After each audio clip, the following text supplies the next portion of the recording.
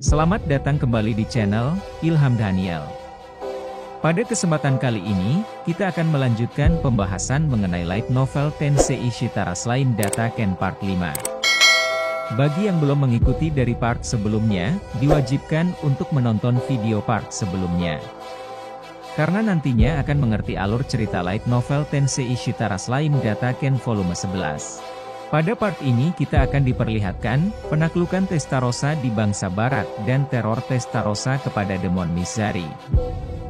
Saat ini ketika Rain yang asli bersama tuannya G Crimson telah mendatangi Diablo, G berkata, "Hei, sudah lama tidak bertemu Noir?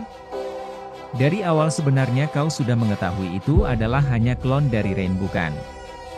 Tapi mengapa kau masih menggunakan sihir yang begitu kuat?" Pada dasarnya, Diablo berencana memperdaya G dan Rain yang sedang mengawasinya untuk mendapatkan kesan bahwa Diablo tidak sekuat itu. Jika seandainya, mereka melihat Diablo bertindak berlebihan dan pergi setelah mengalahkan klon dari Rain, G mungkin akan kecewa pada Diablo, dan G akan kehilangan minat dan segera pergi untuk mengawasinya. Dengan cara ini, Diablo akan bisa menyembunyikan kemampuannya dari G dan mendapatkan waktu untuk membantu Xion. Namun tiba-tiba, Diablo mengubah rencananya.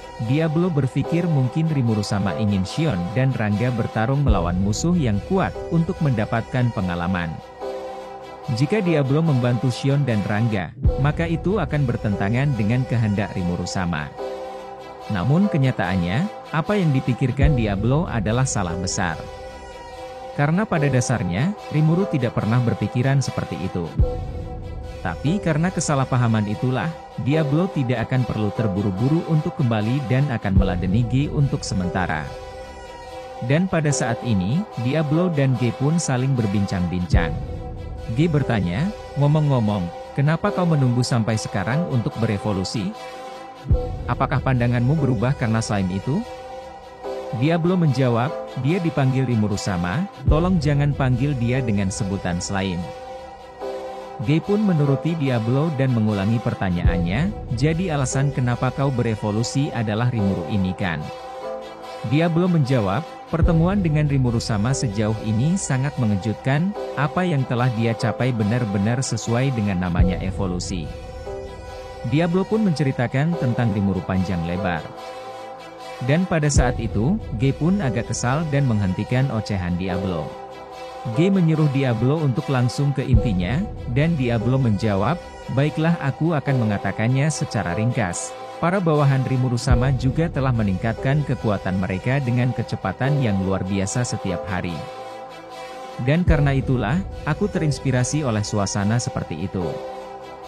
Jika aku hidup terlalu santai, aku mungkin akan tertinggal." Setelah mendengar itu, G akhirnya mengerti motivasi Diablo untuk berevolusi. G berkata, "Rimuru tampaknya telah mendominasi bangsa-bangsa barat. Tapi sayangnya, bawahanku akan mendatangkan malapetaka di sana." Dalam pandangan G itu adalah lelucon yang dia lakukan kepada manusia. Namun untuk Rimuru yang ingin memiliki hubungan baik dengan manusia, itu adalah sebuah hal yang tidak bisa diampuni. G mengatakan itu, untuk memprovokasi agar Diablo terguncang. Namun anehnya, Diablo tertawa dan berkata, "Kau pikir Rimuru sama tidak memprediksi hal seperti itu? Rimuru sama pasti sudah mengantisipasinya." Cara berpikir Rimuru sama sangatlah luar biasa, dia dapat memahami dan meramalkan semua hal dalam kehidupan. Saat dia mengira Diablo akan sedikit terguncang, namun betapa mengejutkannya Diablo sama sekali tidak terpengaruh. Bahkan dalam keadaan seperti ini, Diablo masih memberikan pujian kepada Rimuru. G bergumam, "Orang ini benar-benar sudah gila." Di satu sisi, Rain menggigit bibirnya ketika mendengar percakapan mereka berdua. Dan cerita pun berubah di Ingracia. Di sana telah diselenggarakan rapat para dewan bangsa barat. Dalam rapat ini, Testarossa yang menjadi perwakilan dari negara Federasi Jura Tempest. Pada rapat itu, para dewan membahas kondisi wilayah barat yang semakin hari semakin memburuk. Bahkan Demon Lord G Crimson juga telah mengirimkan pasukannya untuk melakukan invasi terhadap negara-negara barat. Dalam rapat sebelumnya, para dewan telah memutuskan prajurit militer bangsa Barat akan dipimpin oleh Federasi Jura Tempest, untuk mengatasi invasi para monster yang dikirim oleh G. Crimson. Namun pada saat ini para dewan sangat heran, Rimuru malah mengirim seorang wanita cantik yang bernama Testarossa sebagai wakilnya untuk memimpin pasukan militer bangsa Barat. Para dewan pun mulai mempertanyakan kepantasan Testarossa, bahkan salah satu dewan mengajukan pertanyaannya dengan berkata, "Testarossa Dono, apakah kau benar-benar tahu bagaimana cara memerintahkan pasukan?" Dengan senyum yang mempesona, Testarossa menjawab, "Yakinlah semuanya, Tuanku Rimuru sama telah memberikan perintah untuk melindungi setiap negara yang menjadi anggota Dewan Negara-Negara Barat. Bawahanku juga sudah berangkat ke masing-masing negara." Setelah itu, Mos yang merupakan sebagai pelayan Testarossa melaporkan, bala bantuan yang dapat diandalkan telah mencapai pertahanan utara, kapal milik dinasti Sarion telah menuju ke lokasi. Ada beberapa Lesser Demon yang berkelahi di sana, namun mereka dapat dikalahkan dengan mudah oleh bawahan yang mulia Elmesia. Setelah mendengar hal itu, beberapa dari anggota dewan menyatakan dukungan mereka terhadap Testarossa. Namun ada juga beberapa dari mereka yang belum mempercayai Testarossa. Rapat pun menjadi semakin memanas, mereka terus berdebat hingga terbentuk menjadi dua sisi. Testarossa mengamati kekacauan ini dengan santainya, dia tidak memberikan pendapatnya dan hanya melihat. Tapi tak lama kemudian, Testarossa tiba-tiba berdiri dengan mengatakan bahwa adanya seorang pengkhianat di antara para dewan. Lalu tatapan tajam Testarossa tertuju kepada Johann Rostea. Dia adalah salah satu dari 5 bangsawan dari kerajaan Rostea. Pada saat memanasnya rapat tadi, Testarossa telah merasakan komunikasi Johann yang sangat mencurigakan. Testarossa kemudian bertanya kepada Johann, "Johann Dono, dengan siapa kau berkomunikasi? Saat menggunakan sihir komunikasi tadi, mengapa kau memberi perintah untuk mengganggu barrier pertahanan yang melindungi negara Ingrasia ini? Bisakah Anda memberitahu alasannya?" Johann dan para anggota dewan lainnya pun sangat terkejut, karena Testarossa menyadarinya. Mereka segera memerintahkan bawahan mereka untuk segera mengkonfirmasi barrier pertahanan ibu kota Ingrasia. Dan seketika itu juga, semua orang merasakan gemuruh di sana. Dan yang benar saja, barrier pertahanan yang melindungi Ingrasia telah dihancurkan. Dengan begitu, para iblis bawahan G. Crimson pun dapat menerobos Ingrasia. Mengetahui rencananya berhasil, Johann pun tersenyum. Johann kemudian memanggil seseorang yang bernama Girard, untuk melanjutkan rencana berikutnya. Johann berkata, "Mari kita ubah tempat ini menjadi neraka yang sebenarnya." Wajah para anggota dewan pun menjadi pucat, ketika menatap pria itu. Pria itu adalah pemimpin tentara bayaran, Apostle of Fert, Komandan Girard.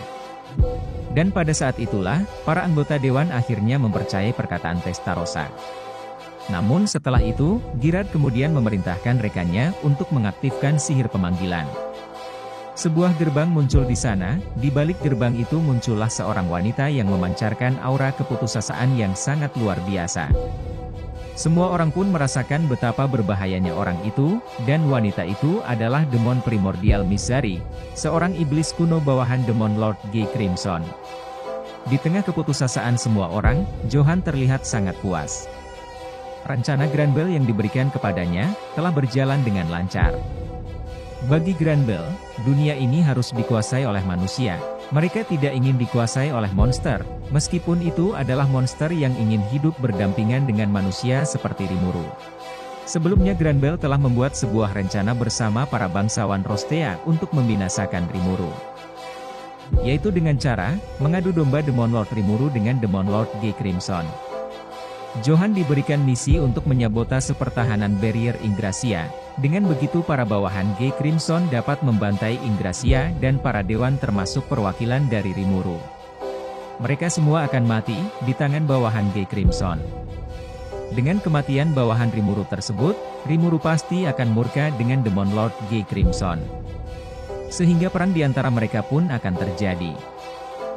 Johann pun mengikuti perintah Granbell, dan melakukan kontak dengan Apostle of Fert, karena dengan kebetulan rencana mereka sama. Tujuan para apostel adalah untuk memanggil dewa mereka, Green Deity, yang dapat menjerumuskan dunia dalam kekacauan. Dan pada saat inilah misi Johan telah selesai, Apostel juga telah mencapai ambisinya, karena dewa mereka, Demon Pir Mizari telah menjawab panggilan mereka. Malapetaka di Ignacia pun akan segera tiba. Namun di satu sisi, Testarossa berdiri di depan Mizari dengan senyum manisnya. Moss yang berdiri di samping Testarossa juga tidak gentar sedikit pun dengan Mizari. Johan yang melihat mereka pun sangat terkejut. Di saat semua para dewan di sana ketakutan, Testarossa dan Moss pun tidak gentar sedikit pun. Apa yang salah dengan mereka? Dan Testarossa berkata, jadi begitu, skema yang menarik Johan Dono. Mungkinkah kau ingin menjerumuskan dunia ke dalam kekacauan dan perperangan? Johan berteriak dan berkata, kau tidak akan dapat melakukan apapun, kau bahkan belum melihat kekuatan sejati lawanmu. Dan ketidaktahuan itu akan menghancurkanmu, ketika kau menyadarinya, kau pasti akan memohon belas kasihan dan menangis. Testarossa berkata, betapa mengerikannya dirimu, rencanamu sudah gagal saat aku diangkat menjadi atase militer oleh Tuanku Rimuru-sama. Di satu sisi, Mizari masih berdiri diam menatap Testarossa dan belum melakukan sesuatu. Melihat hal itu, Johan dan Girard pun bingung dengan apa yang terjadi, mengapa dewa mereka belum bertindak. Dan pada akhirnya Mizari pun berkata, lama tidak bertemu, Blanks. Dan bagaimana bisa kau mendapatkan tubuh itu? Testarossa tersenyum dan menjawab, jangan panggil aku seperti itu, aku telah diberi nama yang indah, Testarossa. Sepertinya kau ingin menghalangiku Mizari, tapi sayangnya aku tidak akan kalah darimu di negara ini. Akan sangat lucu jika kau masih berniat melawanku. Mizari pun sangat terkejut, dengan fakta bahwa Demon Primordial Putih telah mendapatkan tubuh dan namanya. Dengan begitu, Testarossa pasti telah berevolusi menjadi Demon Pir seperti dirinya. Mengetahui hal itu, Mizari tidak ingin mengambil resiko untuk melawan Testarossa. Mizari harus melaporkan ini kepada tuannya G. Crimson terlebih dahulu. Mizari kemudian berkata kepada Testarossa, targetku bukanlah dirimu. Kedatanganku di sini hanyalah untuk memastikan barrier pertahanan ibu kota Ignacia telah dihancurkan. Karena misi Mizari telah selesai, Mizari lebih memilih untuk undur diri daripada mempertaruhkan nyawanya untuk melawan Testarossa. Dan setelah itu, Mizari pun menghilang dari tempat rapat para dewan. Testarossa pun tersenyum dengan senyuman lembutnya. Johan dan para anggota dewan lainnya pun sangat kebingungan. Demon Primordial Hijau yang merupakan malapetaka pembawa kehancuran telah diusir oleh seorang anggota dewan dari Federasi Jura Tempest. Bahkan Girard yang merupakan pemimpin Apostle of Earth sangat terkejut sekali dengan apa yang dia lihat. Dewa mereka yang merupakan keberadaan yang tertinggi, telah diusir oleh seorang anggota dewan berparas cantik yang bernama Testarossa.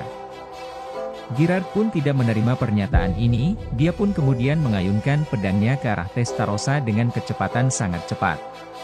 Dan seketika itu juga, Moss menangkisnya hingga pedang Girard hancur berkeping-keping. Setelah Girard dikalahkan dengan mudah oleh Moss, dia teringat dengan perkataan Dewa Mizari sebelumnya. Mizari telah menyebut Testarossa dengan sebutan Blanks, yang memiliki arti putih, yang mungkin itu adalah Demon Primordial Putih. Mengetahui hal itu, Girard pun sangat terguncang. Dia akhirnya menyadari apa yang baru saja dia lawan. Dan setelah itu, Johan, Girard dan semua para komplotannya pun ditangkap. Dan kita lanjut di part selanjutnya. See you next time and goodbye. はじめまして、俺はスライムのリムル。